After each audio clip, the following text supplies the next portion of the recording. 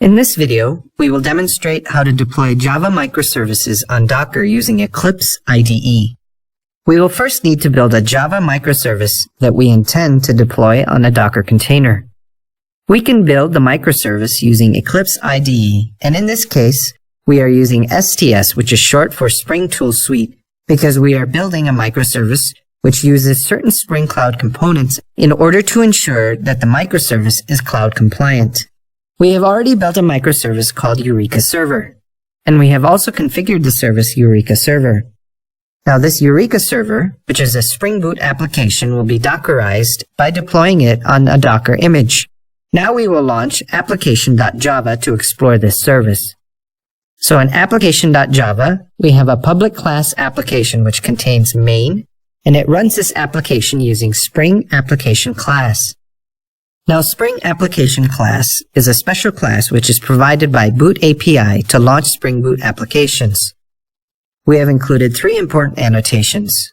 The first one is Spring Boot Application, which indicates that this particular application is a Spring Boot application. The second one is Enable Eureka Server, which indicates that we are enabling Eureka Discovery Service so anyone can register their microservice with it. And then there's Enable Discovery Client, which indicates that this application service can be discovered. So there are three annotations that add certain meanings to this application service, and this is the reason why we don't have a large code plumping here. Now let's explore the configuration properties of Eureka Server to understand where these services will be made available. We will find these configurations in this file, application.yml, that we already configured. So here we have specified the server port where the service will be available, which is 8761. We have set register with Eureka to false because we don't want the service to be discovered as a client to the current Eureka server. Fetch registry is set to false because we don't want it to fetch services from the registry. We have also disabled server self-preservation so it will not preserve itself as a service. We can enable all these elements, but it is recommended that we disable them. The most important element in this file is this port where the service will be made available. Now let's explore how to Dockerize it using Eclipse and Java. We have added Maven as well, and the Maven provides configurable capabilities using Pom Dot Xml. So instead of creating an external Docker file, we can create an image for this project, which is Eureka Server, and then provision this Eureka Server project on that particular image and distribute it.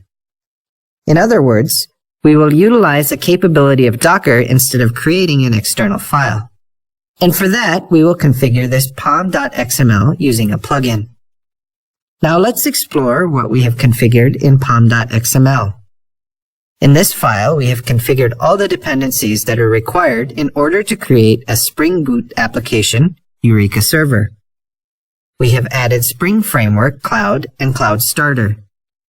We have also added all the SPIs of Spring Framework Cloud.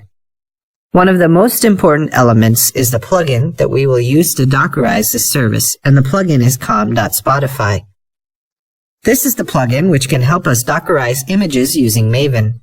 So we don't need to write codes or external Docker file. All the responsibility will be handled by the Docker Maven plugin itself. The image name will be the project artifact ID. It will pick up project artifact ID as the image name. So the image name would be artifact ID, which is specified here as Eureka Server. Then we have specified the base image as Java 8, so our Docker image will be created using Java 8 as a base image. We have specified the entry point as Java, jar, project build final name, and we have specified this project build final name in the form of properties. The resource directory will be at the project build directory, and it will include project build final name. So we are using all the properties of the same project, so all the elements will be automatically picked up. We don't need to specify custom names, and they are reusable for other projects as well. Now the most important element in this file is execution. We are calling the build image method, and this method will be called when we are executing the package phase of our Maven build. The goal is specified as build, and during the package phase, it will build the image. So this is how we will be adding or deploying any service, whether it is this Eureka Server service or any other microservice on Docker image. Now let's try running the Pom Dot Xml file. We have to ensure that nothing is running first. We will run it as Maven install. We can then explore the build process from the console.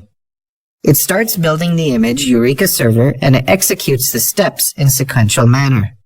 In other words, the plugin that we added has replaced the responsibility of Dockerfile, and now the task of building images and automating the process is part of our Maven itself. And we can do this using Eclipse IDE and Java. The process includes running and removing intermediate container. The process message indicates it has successfully built and tagged the image. The name of the image is Eureka Server. Now let's confirm this image creation from our Docker Quick Start command line. We will run the command Docker Images. Scroll up to the top of the list and we will find our image Eureka Server, which was created about a minute ago. From this video, we have learned how to build and deploy Java microservices on Docker using Eclipse IDE.